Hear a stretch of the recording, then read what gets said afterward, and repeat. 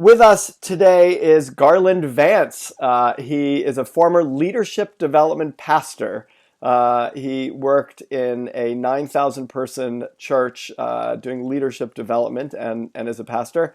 And he's director of one of was director of one of Chick-fil-A's nonprofits. And he's written most recently the book Getting UnBusy: 5 Steps to Kill Busyness and Live with Purpose, Productivity, and Peace. And actually, one of the reasons he left the church was because it wasn't moving fast enough. So it's going to be a very interesting conversation to talk about, like, how do we get unbusy, but also the reality that we want to be moving and we want to be achieving things, and that dynamic, which I think he's very intimate with.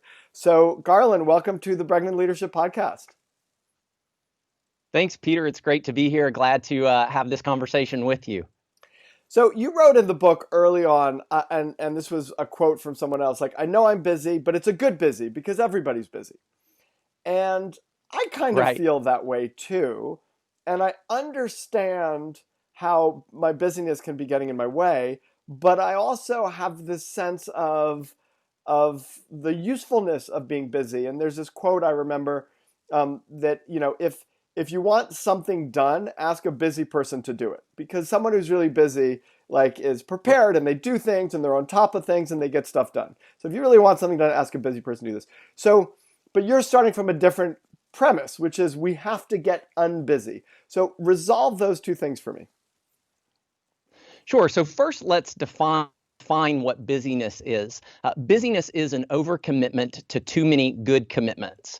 And it's really epidemic in our society, where we have so many good commitments from work and home and kids' activities and projects that we're doing around the house, and civic or community or church things that we're doing.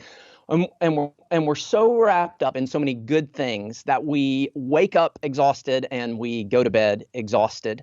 And so for me, I think there was this old mentality of, if you're going to get something done, ask a busy person. And really that mentality comes from this idea of old, that the busy people were the competent people. They were the ones who knew what they were doing. And like you said, they were well resourced, and they got things done. But now we live in a world where everybody is busy. And if you don't believe me, the next time you see a friend at a coffee shop or in the grocery store and you haven't seen them for a while, even in this COVID world, say to them, how are you doing? And they're probably going to respond by saying, oh, I'm good.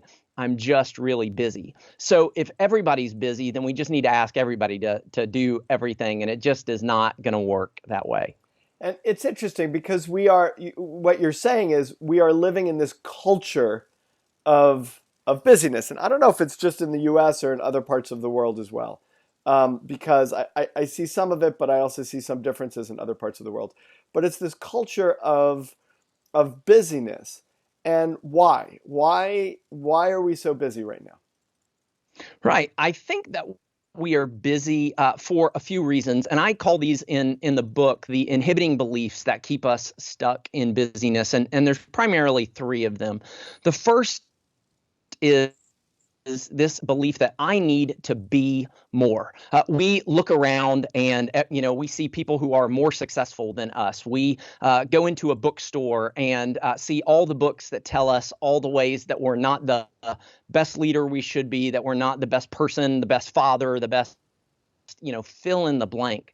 And there's this ache in us that says, I want to be more. And in order to be more, then I feel like I need to do more.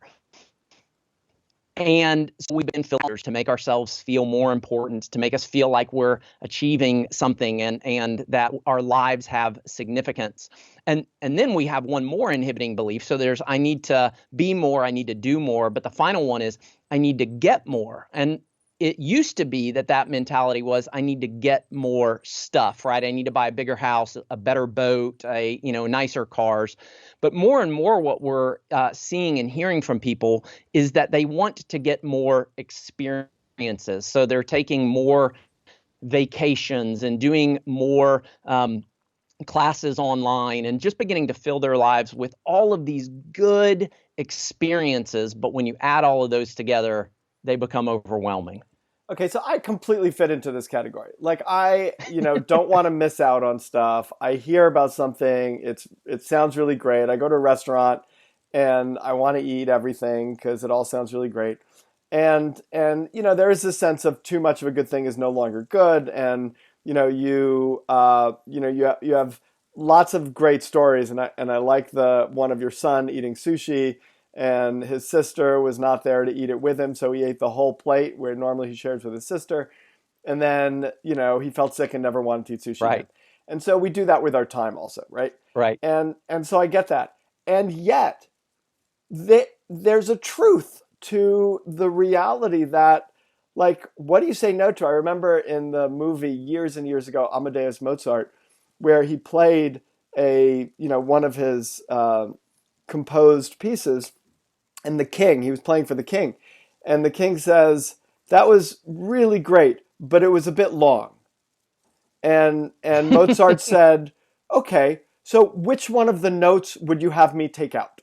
Like, which note would you have me remove, right? Because the piece itself holds together in a certain way.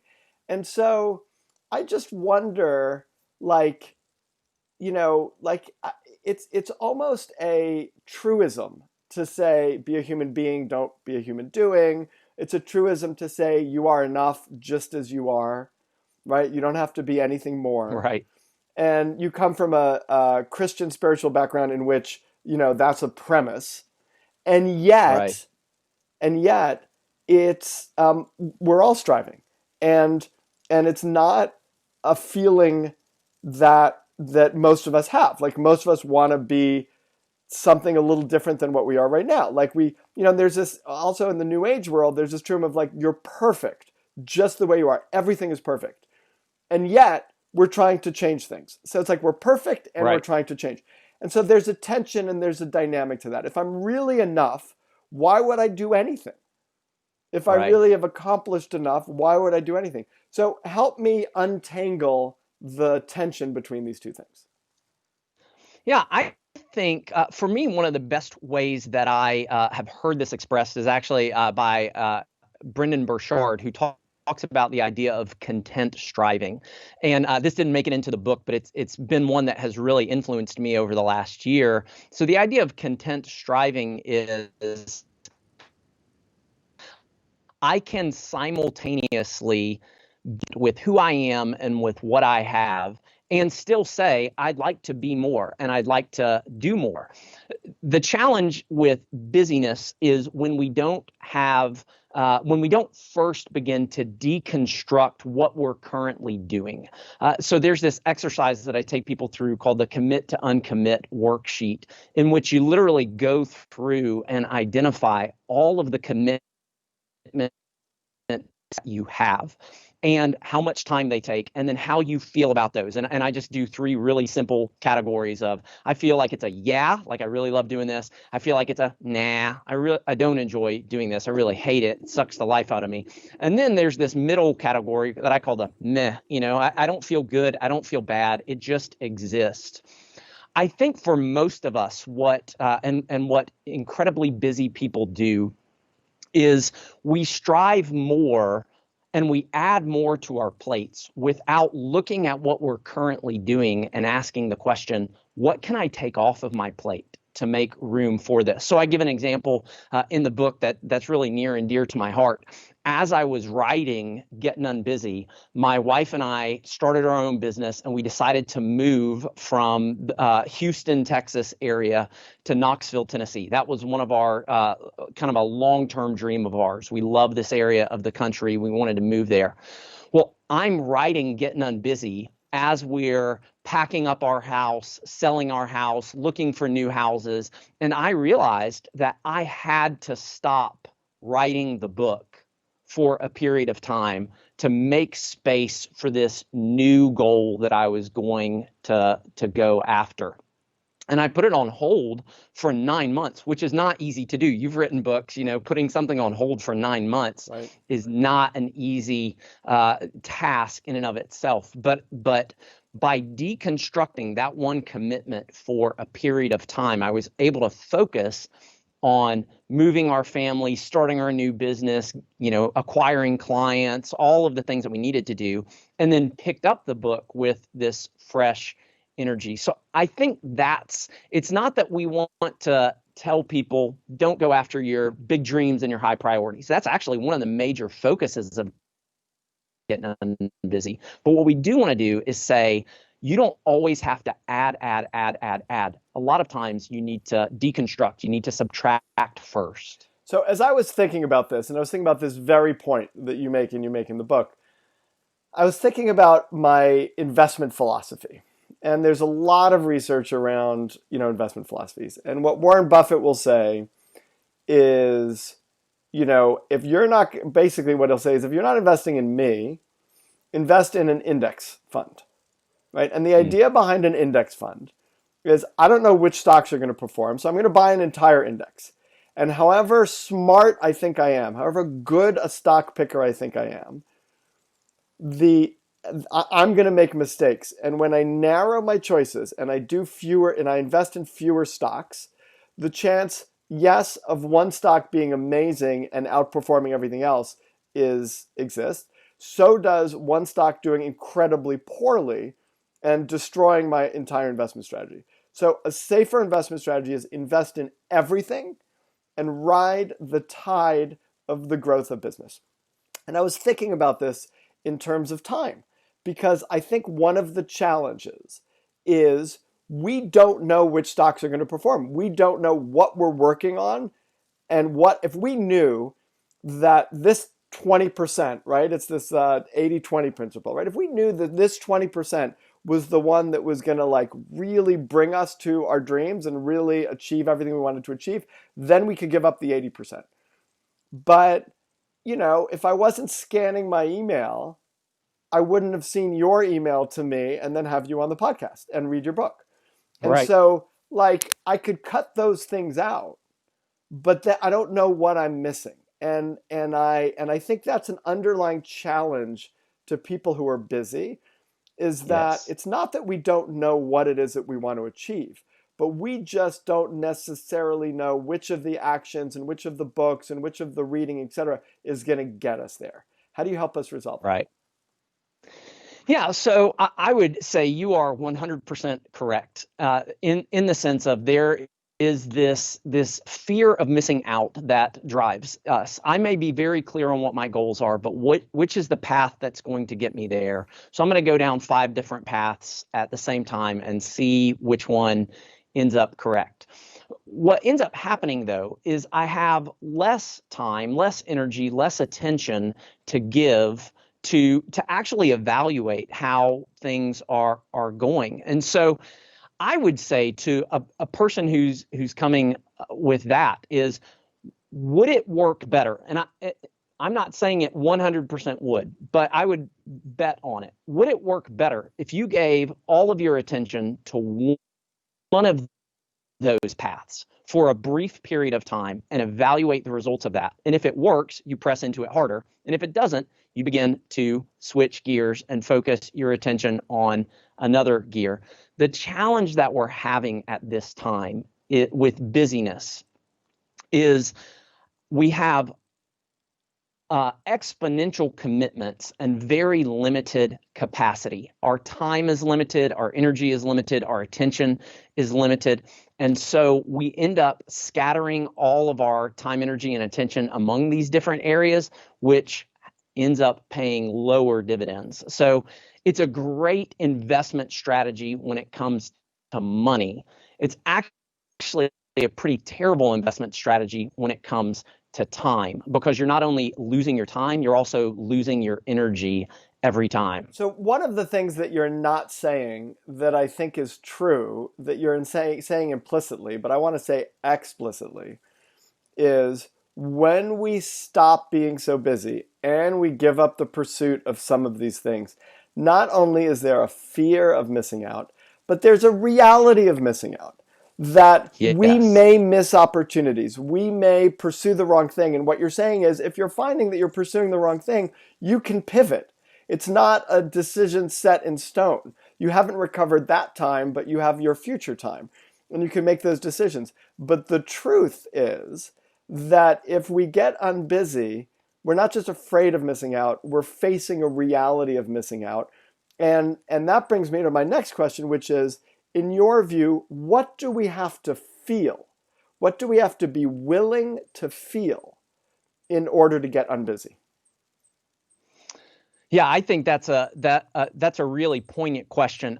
In order to get unbusy, I think you first have to feel the pain of busyness. So I talk about the research around physical, mental, emotional, and relational damage that's being done to us because of our overcommitment to too many good commitments. It's affecting our productivity. It's affecting entire companies. So the first thing that you have to feel is the pain of busyness.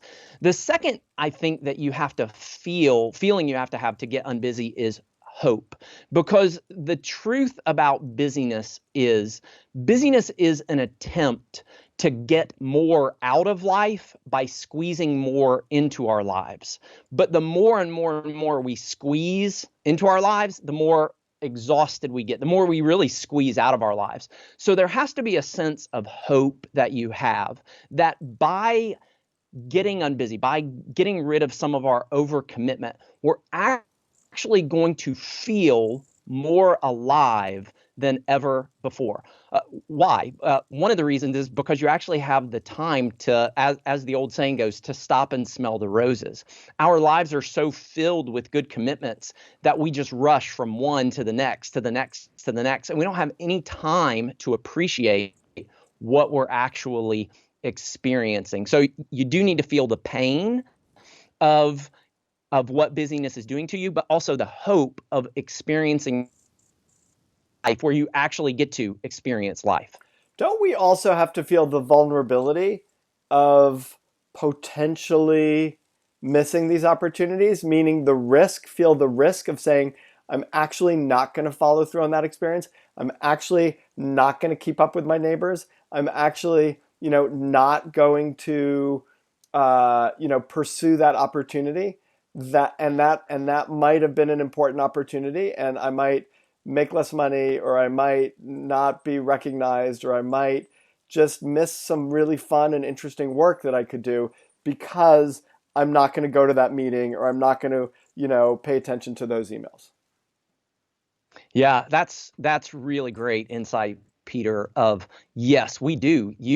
It is a risk to say no to things, and you could get on the other side of that and go, "Oh, that could have been my opportunity. That could have been the chance that I've had." But all of us are limited in the amount of things that we can say yes to. So Right. every decision that we make is a risk of something that we might miss out on. But absolutely, there is a sense of I've got to accept that I may miss out on some things that I regret in the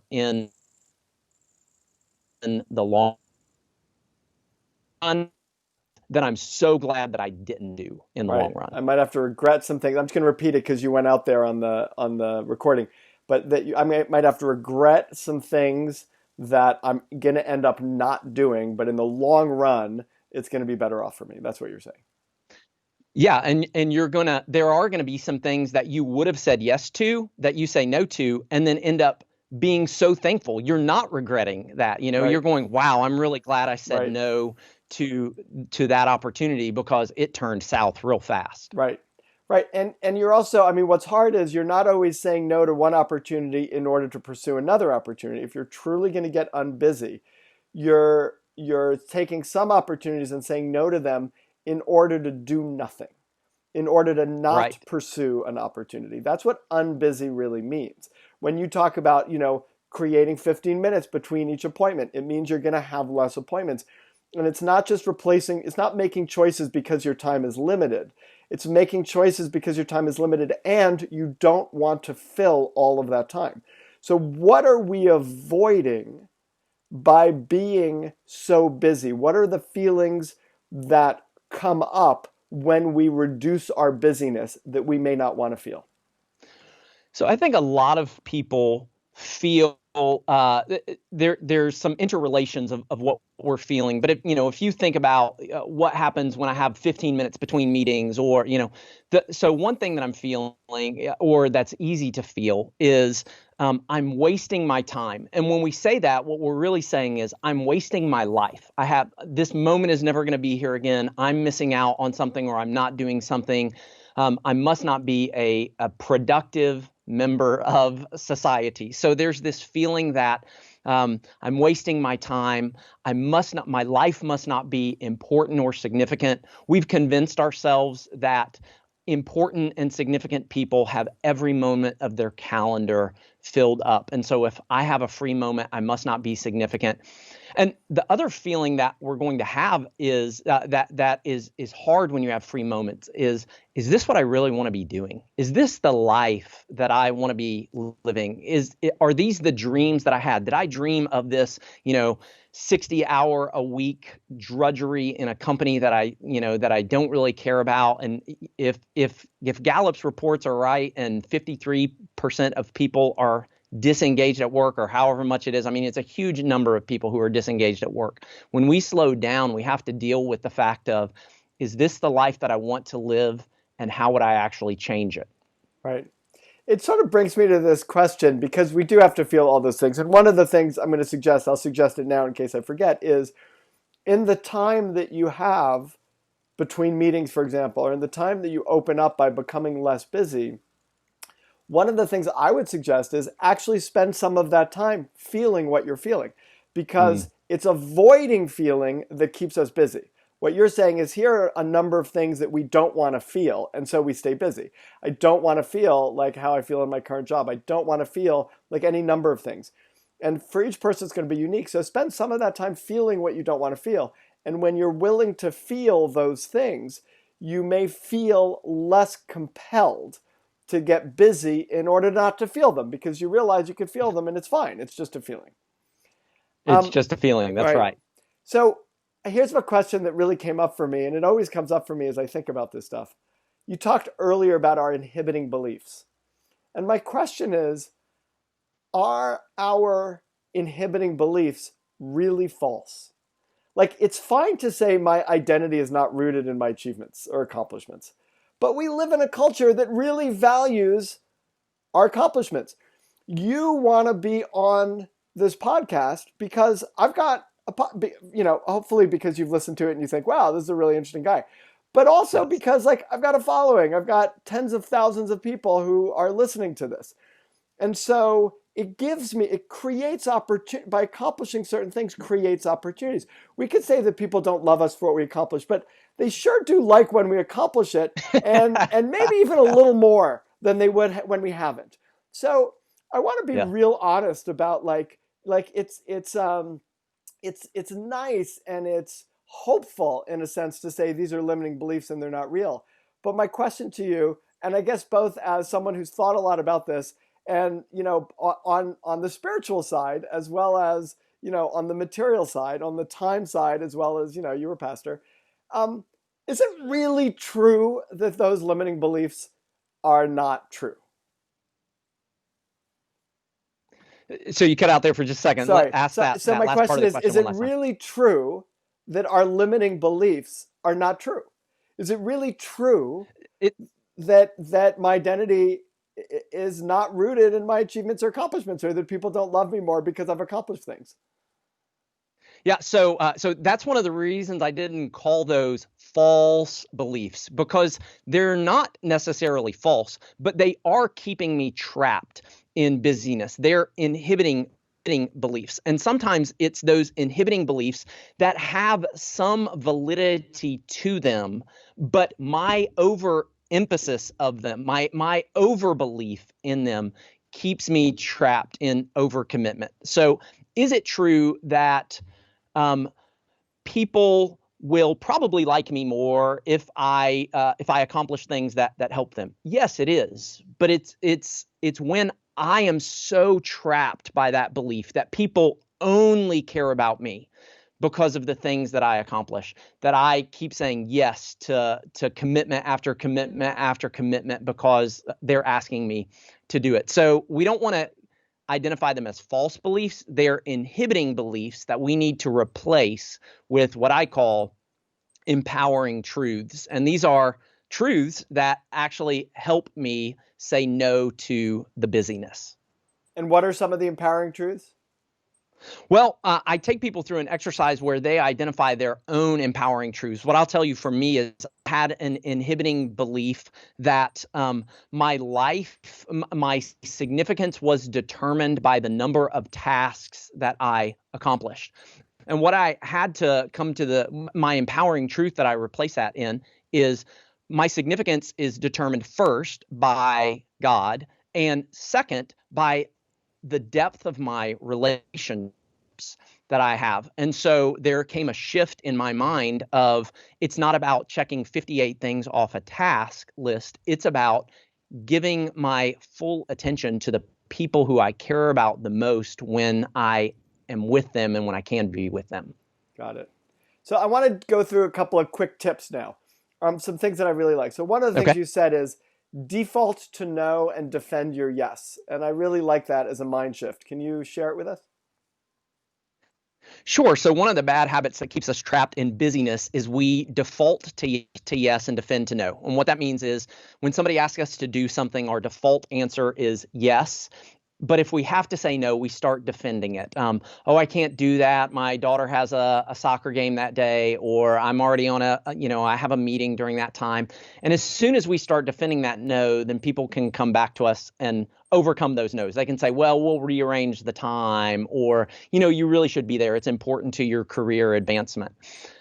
For highly productive but unbusy people, they switch that. They default to no and defend their yes. So they default to no. When somebody asks them to do something, their almost automatic response, even if they're not saying it, but mentally is, no, I'm probably not going to do that.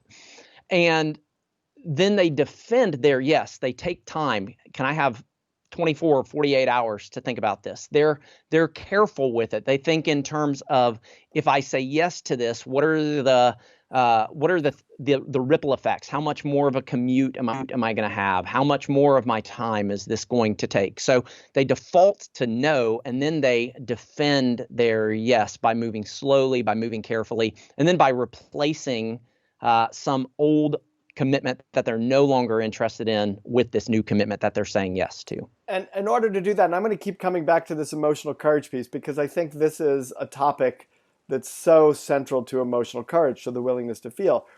If you say, hey, do you want to help me with this puppy that needs a home? And I immediately go, no. Well, that might be easy because I don't really want a puppy in my home. But I also have to feel, if my default is always no, I'm going to have to feel some things. I might have to feel like I'm not very helpful. I might have to feel like I'm not a very good friend. I might have to feel like, I don't support causes that I actually support, but I'm not willing to put time and energy into it. Right. Or worse yet, I may feel that I'm replaceable, that somebody can do something better than me, and I'm not that important to this project, this team, this family. Well, that's great. So I might have to feel that too. I might have to feel my own insignificance in that particular moment. That's great. So here's another thing, which is you have tons of really great strategies, and you have worksheets and things to look through. And I started looking through it, and I'm like, oh my God, I'm going to be so busy getting unbusy. And you use that as a title, get busy getting unbusy, and it felt right to me. It felt like I might. And am I better off reading the book and thinking it through, and then just being like, okay, so I'm going to just start by not necessarily being super strategic about this, but to be a little opportunistic and be a little gut. Like there's a whole bunch of things I could probably stop spending time on and just stop spending time on it. Or do you feel like it's really important to go through the decide, deconstruct, develop, design, draw others in, and that it's really important to, kind of identify that purpose and then let everything else flow from that purpose? Like, help me find the medium between those two things. If there is a medium, or maybe you say, you know what, put the time in. Yeah. Well, I think your best bet is certainly going to be to put the time in, but there are, and I actually address this in the decide, which is step one. You have a couple of possibilities. Option number one is to put it aside and be like, I'm busy. Oh, well, I'm just going to continue in this way. A second strategy is to take some of these tools and tactics and strategies and just begin to implement them. If nothing else, what I have found is busy will become a bad word to you. When your friends say, "How you doing?" You're not going to say, "Oh, I'm really busy." You may say, I'm super intentional with my time. I'm a little stretched, but you're not going to say the word busy. It's a bad word. In fact, my youngest son a few months ago said to my wife, "Mom, are you okay? You're kind of seeming like the B word." And all of us got really big eyes and said, what B word?" And he said, "Busy." And we were like, "Oh, okay. Woo, that was a scary, scary moment." But it is But a let me valid actually pause there, because I think you're making a really important point I want to underscore, which is just changing our language around this is in and of itself a technique. Just Yes. not recognizing that I don't have to do things, but I choose to do things. And you talk about this a little bit in the book, but there's some things that you have to do. There's just some things you have to do. And yet there's a tremendous amount that's in our power in terms of what we choose to do. And I think we build lives that feel to us like they are filled with, these are all the things that I have to do, versus these are the things that I choose to do. And that goes from, when you change that, it goes from sort of oppression to opportunity or possibility. And I think just that language itself feels really important. Yeah, that's great. That's great. Yeah. So ultimately, though, I would say you do have the ability to say, "I'm going to take one or two of these strategies." But if nothing else, what I would say to people is certainly go through step one and step two. Decide that busyness isn't worth it, and then begin to deconstruct. If you simply do those two steps, by the end of it, you're going to get back 5 to 10 hours per week into your life. Okay, help me with one final thing, which is, I should never promise one final thing because I have all these questions. But one of the first things when you're moving out of deconstructing and starting to, in a sense, reconstruct, is identifying your purpose. And I find that this is a place that a lot of people really can get stuck and paralyzed. Like how do you decide so help us, Garland, with the purpose of life, and then I'll figure out my purpose, and then we'll be able to manage my time. So Right. how do we get beyond that, or how do we move through that? Yeah, well, I think that ultimately discovering your purpose, which is probably going to be the next book that my wife and I co-write together, because when we were with Chick-fil-A, this is actually what we did for. We worked with college students to help them discover and articulate their purpose in a single sentence. So this is probably going to be our next book. But I would say, at least in the beginning, there's 3 areas you want to look at when you're thinking about your purpose. One is, what are the things that I'm great at? And so, whether that's your gifts or, strengths finder, your personality type, things along those lines. What are the things that I'm really great at? What are the things that really bother me, that drive me crazy in the world, where I wake up and I'm angry at them or I'm frustrated? Is it injustice? Is it a failure to have racial reconciliation? Is it, for me, it's bad leadership. I just wake up angry when I see bad leaders who, or people who lead poorly, and the wake of destruction that they leave behind them. So what are the things that drive you crazy?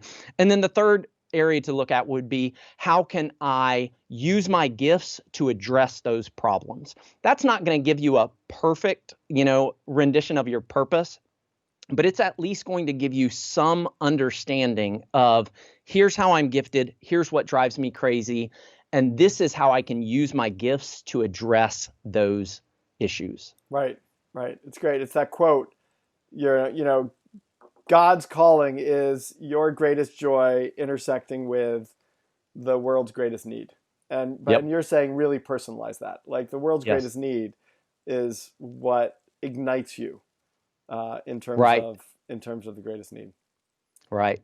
Yeah. And so often we complain about the problem without actually personalizing it to say, what can I do about it? And once we get there, then we can begin to actually build our lives around how to do that big passion.